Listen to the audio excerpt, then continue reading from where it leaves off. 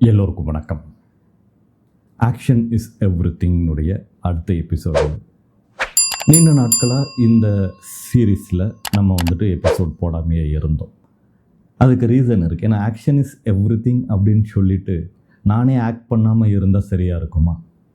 அதனால் சில விஷயங்களை, ஏன்னா இதுக்கு முன்னாடி போட்ட வீடியோவில் நம்ம எப்படி நம்மளுடைய சுதந்திரமான வாழ்க்கைக்கு எவ்வளோ பணம் தேவைப்படும் அப்படிங்கிறத பற்றி நம்ம போட்டிருந்தோம்.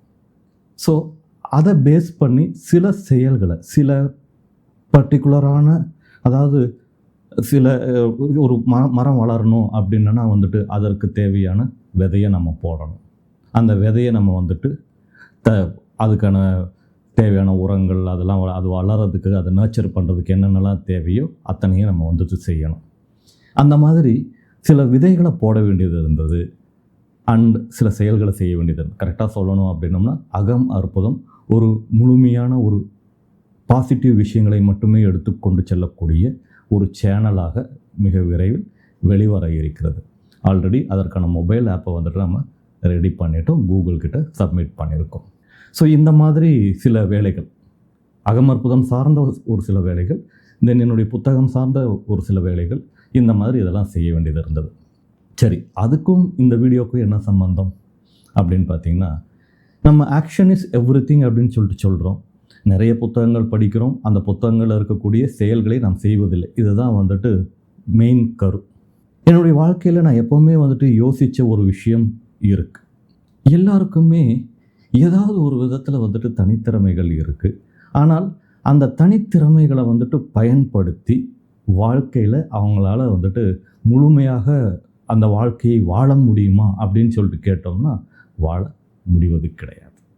ஃபார் எக்ஸாம்பிள், நல்லா வரையக்கூடிய ஒரு ஆர்டிஸ்ட்னால் அந்த ஆர்டிஸ்ட்டுங்கிற வேலையை மட்டும் செஞ்சு அதில் தன்னுடைய வாழ்க்கையை வளப்படுத்தி கொள்ள முடியுமா அப்படின்னு பார்த்தோன்னா, ஈவன் வின்சென்ட் வேன் கோக்கே அது நடக்கலை. அதுக்கு ரீசன் என்ன அப்படின்றத நான் கடந்த 10-12 வருஷமாக, ஏன்னா மெயின் எனக்கு என்னுடைய வாழ்க்கையில் அந்த மாதிரி தான் நடந்தது. நான் ஆக்சுவலாக போகணும்னு நினச்ச ஒரு ஃபீல்டு ஒன்று, ஆனால் அதில் என்னால் ஃப்ளரிஷ் ஆகவே முடியல. ஏன்? திறமைசாலிகள்னால தன்னுடைய திறமைகளை வெளிக்காட்டி அதன் மூலமாக பணம் சம்பாதிக்கவோ இல்லை வாழ்க்கை வளங்களை, மற்ற வளங்களை பெற முடிவதில்லை அப்படிங்கிற ஒரு கேள்வி எனக்குள்ளே இருந்துக்கிட்டே இருந்தது. அப்போது ஒரு மிஸ்ஸிங் பேட்டர்னை என்னால் அந்த இடத்துல பார்க்க முடியும். இன்றைய சூழ்நிலையில் பார்த்தீங்க அப்படின்னா, என்னவே திறமை இருக்கட்டும். இன்றைய சூழ்நிலைன்னு நான் சொல்கிறது கடந்த 10-12 வருஷமாக நான் பார்த்துக்கிட்டு இருக்கிற விஷயங்களை சொல்கிறேன். அப்போ 10-12 வருஷமாகவும் இந்த சூழ்நிலைகள் இன்றைக்கி இது பிரபலமாகிக்கிட்டு தான் வந்துக்கிட்டு இருக்கு. ஆனால் நம்மக்கிட்ட வாய்ப்புகள் இல்லை, நம்மளால் இதை வெளிக்காட்ட முடியறது கிடையாது, நம்மளால் இதை வைத்து பிழைக்க முடியாது. இதற்கு நம்ம ஏற்படுத்தி கொள்ளக்கூடிய நிறைய கன்ஸ்ட்ரெயின்ஸும் இருக்குது. நமக்கு நம்மளே ஏற்படுத்தக்கூடிய நிறைய தடைகள், இது எல்லாமே நம்மளை முன்னேற விடாமல், அடுத்த கட்டத்துக்கு நகர விடாமல் தடுத்துக்கிட்டு இருக்கும். ஃபார் எக்ஸாம்பிள், ஃபினான்ஷியல் கன்ஸ்ட்ரெயின்ட், பொருளாதார தடை.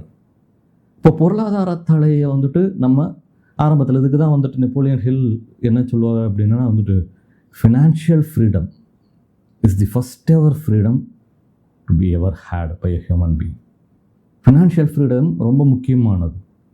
ஆனால் சின்ன வயசில் இருந்து நம்ம வளர்ந்து வரக்கூடிய ஃபினான்ஸ்க்காக மட்டுமே, அதாவது பணம் தரக்கூடிய, இப்போ நம்ம சொல்கிறோம் இல்லையா, ப்ரொஃபஷனல் கோர்சஸ் எஸ்பெஷலி இது எல்லாமே தொழில் சார்ந்த படிப்புகள் அப்படின்னு சொல்லிட்டு. ஆனால் உண்மையில் ஒருத்தனுடைய ஒகேஷன் ஒன்றா இருக்கும், ஆனால் அவன் படிக்கிறது ஒன்றா இருக்கும், அவன் செயல்படுறது அது சார்ந்த செயலாக வேலையாக இருக்கலாம். அப்படி இல்லை, அப்படி அது அந்த உத்தியோகம் கிடைக்கல அப்படின்னா வேறு எதுலையாவது இப்போ நம்ம சொல்கிறோம் இல்லையா, என்ஜினியரிங்லாம் படித்தவங்க நிறைய பேர் வேலை இல்லாமல் வேறு வேலைகளை செஞ்சுக்கிட்டு இருக்காங்க.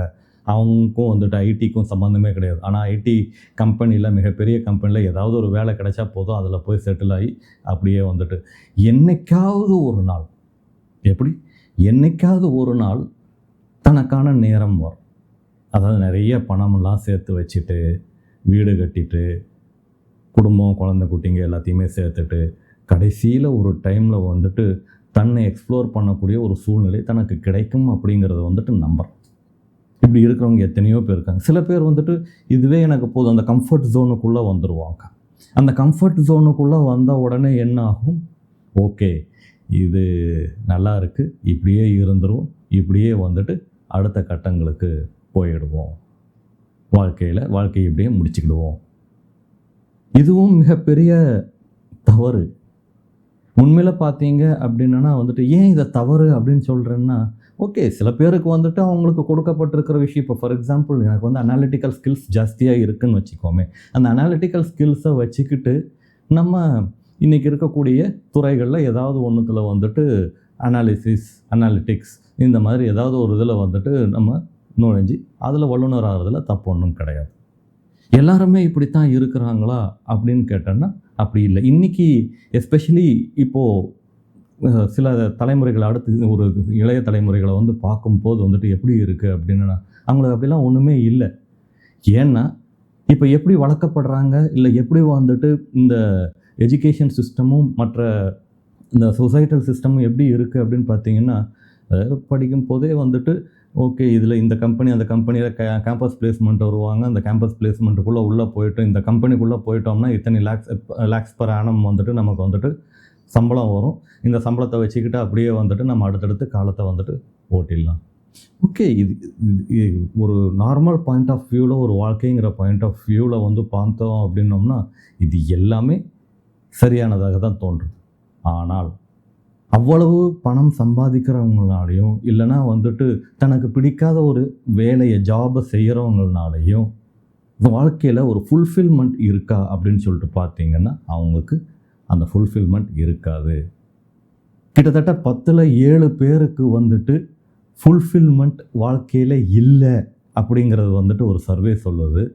மீதி 2 பேருக்கு வந்துட்டு ஃபுல்ஃபில்மெண்ட்னா என்னன்னே தெரியல அப்படின்னு சொல்லுது. மீதி ஒருத்தர் ஃபுல்ஃபில்மெண்ட்டுக்காக தெரியுது, ஆனால் முயற்சி பண்ணிக்கிட்டு இருக்காங்க. அப்போ என்ன, 10 பேரில் 10 பேருமே ஏதோ ஒரு ஓட்டத்தில் ஓடிக்கிட்டு தான் இருக்காங்களே வெளியே வந்துட்டு ரொம்ப சொற்பமான ஆட்களுக்கு மட்டும்தான் ஒரு முழுமையான நிறைவான வாழ்க்கையை வாழ்வதற்கான ஒரு வாய்ப்பு ஏற்படுகிறது. அட்லீஸ்ட் அந்த 10ல் லாஸ்ட்டு ஒருத்தர் இருக்கிறார் பாருங்க, அந்த ஒருத்தராவது ஆகும் அப்படிங்கிறது தான் வந்துட்டு ஆகணும் அப்படிங்கிறது தான் நோக்கமே, என்னுடைய விருப்பமே. ஏன்னா அட்லீஸ்ட் அவங்களாவது இந்த வாழ்க்கையில் ஒரு அர்த்தம் இருக்குது, இந்த வாழ்க்கைக்கு ஒரு நோக்கம் இருக்குது, இந்த வாழ்க்கையில் எனக்கு கொடுக்கப்பட்டிருக்கிற திறமைகளுக்கு, எனக்கு கொடுக்கப்பட்டிருக்கிற அந்த தனித்திறமைகளுக்கு ஒரு இடம் இருக்கிறது. அதை வைத்து கொண்டு நான் சில விஷயங்களை செய்வேன், சில வேலைகளை செய்வேன், சில விஷயங்களை வந்துட்டு இந்த உலகத்தில் விட்டு செல்வேன் அப்படின்னு சொல்லிட்டு செயல்படுறாங்க பாருங்கள். அப்படி செயல்படும் போது வாழ்க்கை அர்த்தமுள்ளதாகிறது, இனிக்கிறது. அப்படி ஒரு வாழ்க்கையை நம்ம வாழ்கிறோமா அப்படின்னா இல்லை. அப்போ தான் வந்துட்டு அதனால தான் வந்துட்டு நம்ம என்ன பண்ணுறோம், இந்த நான் எஸ்பெஷலி இந்த 10 to 12 இயர்ஸ் இந்த ஒரு ஆராய்ச்சியில் தான் வந்துட்டு மெயினாக அது ஆராய்ச்சின்னு சொல்லிட்டு சொல்கிறத விட வந்துட்டு மிக தீவிர தேடுதல், ஒரு வேட்கை. என்கிட்ட ஒரு திறமை இருக்குது, அந்த திறமையை என்னால் வந்துட்டு வெளிக்காட்ட முடியல, என்ன பார்த்து உன் திறமை அப்படின்னு சொல்லிட்டு யாராவது கேட்டிங்க அப்படின்னா வந்துட்டு என்கிட்ட க்ரியேட்டிவிட்டி இருக்கிறத நான் சின்ன வயசுலேருந்து உணர ஆரம்பித்தேன்.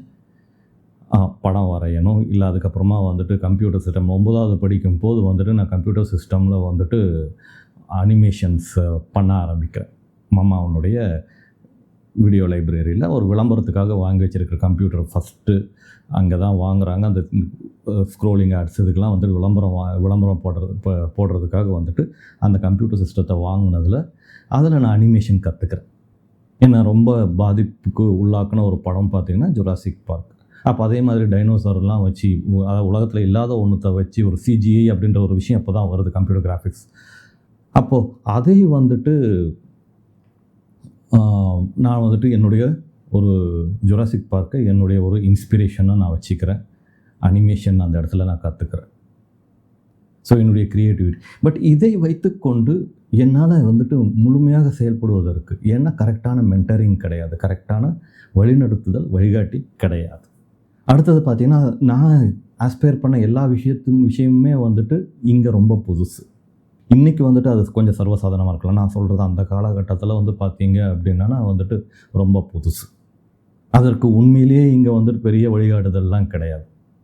நானாக தேடணும், நானாக வந்துட்டு பார்க்கணும். ஓகே, ஏதோ ஒரு இதில் என்னுடைய அப்பா வந்துட்டு கொண்டு போய் என்னை மல்டிமீடியா படிக்கிறதுக்காக என்னை கொண்டு போய் சேர்க்குறார். ஆனால் இத்தனையும் நடந்து அதில் வந்துட்டு அதை வைத்து என்னால் வந்துட்டு ஃப்ளரிஷ் ஆக முடியல அப்படின்னா அதற்கு ரீசன் என்ன இருக்கும்? அப்போ அந்த பேட்டர்ன் இந்த மாதிரி எத்தனையோ பேர் வந்து கஷ்டப்பட்டுக்கிட்டு இருப்பாங்க. ஆனால் அதை வைத்து நான் வந்துட்டு படம் பண்ணணும் அப்படின்னு ஆசைப்பட்ட அந்த டைமில் வந்து பார்த்திங்கன்னா இவ்வளோ ரிசோர்ஸஸ் கிடையாது. இன்றைக்கி நான் ஒரு படம் பண்ணணும் அப்படின்னா என்கிட்ட இருக்கிற இந்த கேமரா போதும், என்கிட்ட இருக்கக்கூடிய சின்ன சின்ன எக்யூப்மெண்ட்ஸ் போதும். அட்லீஸ்ட்டு ஒரு ப்ரெசன்டேஷனாக அது வெளியே வந்துடும். ரொம்ப ஹை குவாலிட்டி 8K ரெசல்யூஷன் இல்லைன்னா வந்துட்டு டால்பி ஸ்டீரியோ சிஸ்டம், இந்த சவுண்ட் எஃபெக்ட், அந்த சவுண்ட் எஃபெக்ட், இந்த விஷுவல் எஃபெக்ட்ஸு, இது இந்த மாதிரி இது எதுவுமே இல்லைன்னாலுமே கொஞ்சம் பழைய டைப்பாக இருந்தாலும் ஒரு ஸ்டாட்டிக் ஷாட்ஸை வச்சு ஒரு படம் இன்றைக்கி பண்ண முடியும். இன்றைக்கி இருக்கிற ரிசோர்ஸஸ் நமக்கு அதிகமாக புரியாதது வந்துட்டு இன்றைக்கி இருக்கிற ரிசோர்ஸஸை எப்படி பயன்படுத்திக்கிறதுன்னு தெரியாது தான். எப்படின்னு அது வந்துட்டு நமக்கு புரியலை. ஆனால் இன்றைக்கி இருக்கக்கூடிய ரிசோர்ஸஸை வைத்துக்கொண்டு நம்முடைய திறமைகளை வைத்துக்கொண்டு நம்மால் வந்துட்டு நம் திறமைகளை வெளிக்காட்ட முடியும். எங்கே சார் நீங்கள் காட்டிட்டீங்களா? இந்த ரியலைசேஷனுக்கு வர்றதுக்கே இல்லை, இந்த பேட்டர்ன்ஸை ஐடென்டிஃபை பண்ணுறதுக்கே எனக்கு வந்து 10 வருஷம் ஆகிடுச்சு. நான் அதனால தான் இந்த வீடியோனுடைய ஆரம்பத்தில் சொன்னேன், எப்படி ஆக்ஷன் இஸ் எவ்ரிதிங் அப்படின்னு சொல்லி நம்ம ஒரு விஷயத்தையும் செஞ்சுட்டு வரோமோ சில விதைகளை போட வேண்டியது இருக்கும் அப்படின்னு சொல்லிட்டு. ஸோ அந்த ஃப்ளரிஷ் ஆகிறதுக்கு, அந்த புரிதலோடு அந்த ஃப்ளரிஷ் ஆகிறதுக்கு சில விதைகளை போட்டாகிவிட்டது. அந்த விதைகளை நீங்களும் போடணும். நீங்கள் யோசிக்கணும், எது நம்மளுடைய திறமை, எது என்னுடைய பேஷன், எதை வந்துட்டு நான் இந்த வாழ்க்கையில் நான் பயன்படுத்தி மற்றவர்களுக்கு நலன். நீங்கள் இக்கிகாய் எடுத்துக்கிட்டிங்கன்னு வச்சுக்கிங்களேன், இக்கிகாயில் வந்துட்டு 4 சர்க்கிள் இருக்கும். ஒன்று உங்களுடைய திறமைக்கானது, இன்னொன்று உங்களுடைய திறமைக்கு உலகத்தில் என்ன தேவை இருக்கிறது அப்படிங்கிறத ஐடென்டிஃபை பண்ணுறது. அப்போது இந்த உங்களுடைய திறமைக்கானதும் இந்த உலகத்தில் அதுக்கான தேவைகள் இருப்பதும் அதற்காக நீங்கள் செயல்படுவதும் இதுதான் இக்கிகாய். அப்போ அதற்கு உங்களுக்கு ரிவார்ட்ஸ் கொடுக்கப்படும். இக்கிகாயில் பணம்னு சொல்லப்படாத ரிவார்டு கொடுக்கப்படும் அப்படின்னு தான் சொல்லுது. அப்போ இது எல்லாம் மெர்ஜார ஒரு இடம் தான் பார்த்தீங்க, அந்த சென்டர் பாயிண்ட் தான் உங்களுடைய இக்கிகாய். இப்போது உங்கள் இக்கிகாய் நீங்கள் ஐடென்டிஃபை பண்ணிட்டீங்களா? அதுக்கு இக்கிகாய் அப்படின்னு சொல்லிட்டு வந்துட்டு ஜாப்பனீஸில் பேர். இக்கிகாய் புக்கெலாம் வர்றதுக்கு முன்னாடி இதை நான் தேடிக்கிட்டு இருக்கேன். இப்போ நான் ஒரு விஷயத்தை செய்யணும், எனக்கு பிடிச்ச விஷயத்தை செய்யணும், அந்த விஷயம் உலகத்துக்கு தேவைப்படக்கூடிய ஒரு விஷயமாகவும் இருக்க வேண்டும், பயன்படக்கூடிய விஷயமாகவும் இருக்க வேண்டும். அந்த செயலை செய்வது மூலமாக எனக்கு பொருள் மற்ற வளங்கள் எல்லாம் வர வேண்டும். அப்போது இந்த ஒரு எது அப்படின்னு ஐடென்டிஃபை பண்ணி அதில் நான் வந்து செயல்பட ஆரம்பிக்கிறேன். ஸோ 2017 இந்த சேனல் போடுறேன் அப்படின்னாலுமே என்னுடைய இக்கிகாயில் ஒரு பார்ட்டு தான் அது. சரி, அதில் மிஸ்ஸிங் பீஸ் ஒன்று இருக்குது. சரி சார், நீங்கள் ஃப்ளரிஷ் ஆகிட்டிங்களா, நீங்கள் வந்துட்டு உங்களுக்கு வந்துட்டு பெரும் வளம் பொருள் வளம் வந்துடுச்சா அப்படின்னு கேட்டிங்கன்னா அதில் missing piece of the puzzle ஒன்று இருக்குது. என்னன்னு கேட்டிங்கன்னா, நம்ம கொடுக்கக்கூடிய வேல்யூ ரெப்ளிகேட் ஆகும், பன்மடங்காக வந்துட்டு நமக்கு பலவிதமான வளங்களாக திரும்ப வரணும். ஸோ நம்ம வந்துட்டு இப்போ ஃபார் எக்ஸாம்பிள் நான் ஒரு விஷயத்த சொல்கிறேன். ஒரு சின்ன ஒரு நியூஸ் பேப்பர் வச்சுப்போமே எக்ஸாம்பிளுக்கு. அந்த நியூஸ் பேப்பரை நான் வந்துட்டு எழுதுகிறேன், கைப்பிரதியாக எழுதி நான் கொடுக்கும்போது ஒரு 10 பேருக்கு கொடுக்குறேன். 10 பேர் ஆளுக்கு வந்துட்டு 10 ரூபா தராங்க. இப்போ எவ்வளோ ஆகுது? அது வெறும் 100 ரூபா. இப்போது இந்த 10 ரூபா அதே இதை வந்துட்டு அச்சு பிரதிகளாக ஒரு 1000 பிரதி போடுறேன். அதே 10 ரூபாய்க்கு 10,000 ரூபாய். இதே இதை மறுபடி வந்துட்டு நான் இப்போ இந்த யூடியூப் சேனல் மாதிரி விஷயங்கள் மூலமாக உலக அரங்கு முழுவதும் கேட்கும்படி அதை ரீச் பண்ண வைக்க வேண்டியதுக்கு சில ஸ்டெப்ஸ்லாம் எடுக்கணும். அதுவும் ஆக்ஷன் தான். ஆனால் அத்தனைக்கும் போகிறபடி ஏதோ ஒன்று செய்கிறேன். ஒரு டிஜிட்டல் மேகசினாவோ இல்லை டிஜிட்டல் ஏதோ ஒரு ஒரு வீடியோவாவோ இல்லை ஒரு திரைப்படமாவோ இல்லை ஏதோ ஒன்று வந்துட்டு நம்ம வந்து செய்யும் போது அது பன்மடங்கு ஆட்களுக்கு போகிறது. அப்போ அதனுடைய வேல்யூவை நம்ம வந்துட்டு ரெப்ளிகேட் பண்ணுறோம். அதுக்கான வளங்கள் நம்மிடம் திரும்ப வரும்போது பன்மடங்கு திரும்ப வருது. ஒரு சிலையை நம்ம வந்து வடிக்கிறோம் அப்படின்னோம்னா அந்த சிலை அது தன்னுடைய வேலையை பேச வேண்டும். அது அதனுடைய வேலை என்னென்னா அது வந்துட்டு தன்னுடைய அந்த வடிவம் மூலமாக சிற்பியின் வேலையை வந்துட்டு சொல்லணும். இதை வந்துட்டு கடந்த வீடியோவில் நான் சொல்லியிருந்தேன். அந்த மாதிரி நம்ம செய்யக்கூடிய அந்த செயல் சரியானதாக சிறப்பானதாக இருக்கும் போது நமக்கு பிடிச்ச வேலை தான். ஏன்னா நிறைய பேர் இதை வந்துட்டு ஒதுக்கி தள்ளிடுறாங்க. எங்கே சார் பெயிண்டிங்லாம் பண்ணி பிழைக்க முடியுமா அப்படின்னு சொல்லிட்டு. ஆனால் உண்மையான டேலண்ட்டுடைய ஆர்டிஸ்ட், இப்போ ஃபார் எக்ஸாம்பிள் எல்லாரும் மியூசிக் போடுறாங்க, ஆனால் இளையராஜா, ஏஆர் ரஹ்மான், ஹாரிஸ் ஜெயராஜ், இன்னும் ஹாலிவுட்டுக்கெலாம் போனோம்னா ஜான் வில்லியம்ஸ், ஹான்ஸ் ஜிம்மர், இவங்கள மாதிரி ஆட்கள்லாம், பீத்தோவன், இவங்கெல்லாம் ஏன் ஃபேமஸ் ஆனாங்க? இவங்களுக்கெல்லாம் வந்துட்டு ஏன் உலகம் ஃபுல்லாக வந்துட்டு அவ்வளோ எல்லாருமே கான்சர்ட்ஸ் நடத்துகிறாங்க? ஏன் மைக்கேல் ஜாக்சன் அந்தளவுக்கு ஃபேமஸ் ஆனார்? அப்போது அந்த நம்ம உலகத்துக்கு ப்ரெசென்ட் பண்ணக்கூடிய அந்த ஒரு விஷயத்தினுடைய தரம், த கிராஃப்ட்ஸ்மேன்ஷிப் அப்படின்னு சொல்லுவாங்க. அந்த மாதிரி வந்துட்டு ஒன்றொன்றும் தரமானதாக முழுமையான டெடிக்கேஷனோடு கொடுக்கும் போது மட்டும்தான் அந்த தரம் அங்கே இருக்கும். அந்த தரத்தோடு நம்ம கொடுக்கும்போது நமக்கு கிடைக்கக்கூடிய அந்த பிரதிபலமானது நம்மளுக்கு எல்லா வளத்தையும் கொடுக்கக்கூடிய விஷயமாக அது அமையும். இதை வந்து நம்மளுடைய செயலில் நாம் மனதில் வைத்து கொண்டு நம்முடைய திறமை எது, நான் உண்மையிலே இந்த உலகத்துக்கு ஷேர் பண்ணிக்கணும்னு நினச்ச ஒரு விஷயம் அதுதான். உங்கள்கிட்ட ஒரு திறமை இருக்கா, உங்கள்கிட்ட அது வந்து தனித்திறமை நீங்கள் ஃபீல் பண்ணுறீங்களா, உங்களுக்கு அதுதான் உலகம் அப்படின்னு ஃபீல் ஆகுதா, கொஞ்சம் கூட வந்துட்டு தாமதிக்காதீங்க. அதன் மேல் உங்களுடைய கான்சன்ட்ரேஷனை செலுத்துங்க. முழுமையாக உங்களுடைய கவனம் அதில் இருக்கும் போது உங்களுடைய முழு ஃபுல் பொட்டன்ஷியலையும் அதில் வந்துட்டு நீங்கள் வந்துட்டு செலுத்தும் போது, எஸ்பெஷலி இப்போ இருக்கக்கூடிய இந்த காலகட்டத்தில் இப்போ இருக்கக்கூடிய இந்த ரிசோர்ஸஸை, நம்மக்கிட்ட இருக்கக்கூடிய ரிசோர்ஸஸை பயன்படுத்தி அதை பன்மடங்கு நமக்கு வளங்கள் தரக்கூடிய ஒரு அற்புத பொக்கிஷமாக நம்மளால் மாற்ற முடியும். அது என்னென்ன வழிகள் அப்படிங்கிறதெல்லாம் வந்துட்டு இனி வரக்கூடிய வீடியோஸில் வந்து பார்ப்போம். ஆனால் இதை மட்டும் மைண்டில் வச்சுக்கோங்க இப்போ சொன்னது. சரிங்க, இன்னொரு எபிசோடில் சந்திப்போம். அதுவரை நன்றி.